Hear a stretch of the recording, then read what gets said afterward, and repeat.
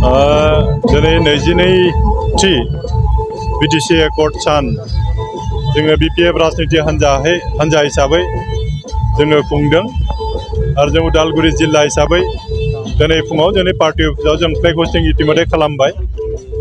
बेनिफ्राय मोनफ्रोमबो ब्लक कमिटियाव जोङो बे एकर्ड डेखौ खुंनायनि मोनसे सिद्धांत लादोंमोन आरो बे फारिलाइ बायदियै जोङो फुं समाव 9टानि सिगाङाव जोङो फ्लेग हस्टिं खालामदों। ओमफ्राय जाय जोहोलावजोफोरा बे बिटिसि आन्दलनाव जिउ बावबोबाय बिथांमोनखौ जों हमेस होबाय आरो बिनि उनाव जोङो जोंनि बुथ कमिटिफोरखौ लानानै जोङो सावराय मेल खुंदों बोरैहाय फैबाय थानाय इलेक्सनाव जों गावखौनो रेडि खालामनो हायो बिनि थाखाय जों सावरायदों। आं आसा खालामगोन दिनैनि बे साननि जुगेदि जोङो बांसिन थुलुंगानायखौ मोनगोन। बिटिसि जेरैखि जाया जों रैखा खालामनांगोन। जों बयबो मिथिगौ बिटिसि एकर्ड मथे जों जिखिनि क्षमता जों मोनदोंमोन दिनै प्रमद बर' बिथाङा बे क्षमताखौ खोमाना थांगासिनो दङ आरो बेखायनो दिनै बिटिसि ओनसोलनि रायजो राजाफ्रा सांग्रां जाबाय नुबाय प्रमद बर'आ बिटिसिखौ धंस खालामसिगोन। बेखायनो बयबो अनुभब खालामदों जेरैखि जाया जों बे बिटिसिखौ रैखा खालामथारनांगोन। दा बेखायनो बयबो जोंखौ मदद खालामदों सहाय खालामदों।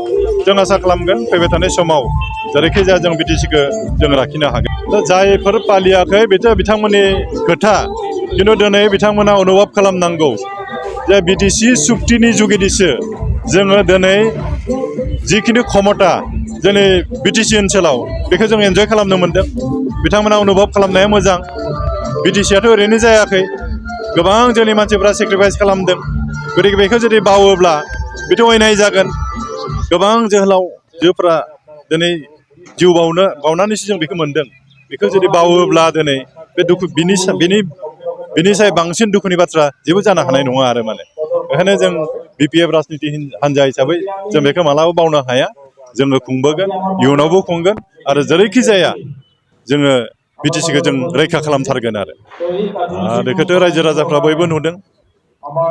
जिबायदि बाथ्रा बुंदोंमोन बिथांमोना बिसायख'थिनि सिगाङाव बिटिआर सुक्तिनि उनाव दाथ' रायजोफ्रा जेबो मोनाखै एबा जेबो जौगानाय खामानि मावाखै। इभेन बिटिआर सुक्तिनि जुगेदि जिफोर डेभेलपमेन्टनि बाथ्रा बिथांमोना बुंदोंमोन, सेल्फ हेल्प ग्रुपनो थाखा होनाय, न'खर न'खर साख्रि होनाय, आनखि बिटिआर सुक्तिनि जुगेदि जिफोर दफाफोर दङमोन, गोबां गिदिर गिदिर अनुस्थान प्रतिष्ठान लाबोनाय, बेफोरखौ जों मोनसेबो नुनो मोनाखै। थारमाने बिटिआर सुक्तिया टटेलि फेल, जों बेखौ बुंनो हायो। खिन्थु हाग्रामा महिलारि दिनाव बिटिसि सुक्ति खालामखांनायनि उनाव जिखिनि माने क्लजफोर दङमोन फ्राय गोबां क्लजफोरखौनो इमप्लिमेन्ट खालामनायखौ जों नुनो मोनो। गतिके रायजो राजाफ्रा इतिमধ্যे नुखाबाय जे बिथांमोननि जुगेदि जेबो जानाय नङा, भबिष्यत जेबो गैया। बेखायनो रायजो राजाफ्रा दायो जोंनि बिपिएफ राजनिति हान्जाखौनो समर्थन खालामनो ओंखारबोदों आरो जों समर्थन मोनगोन।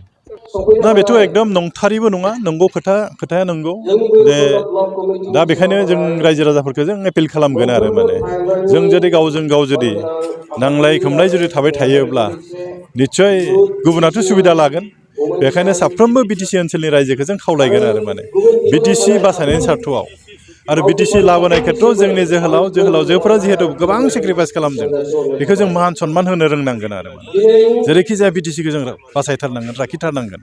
दा बेखायनो साफ्रोमबो बिटिसि ओनसोलनि रायजो राजाफ्रा ओंखारबोनांगौ बिटिसिखौ बासायनो थाखाय।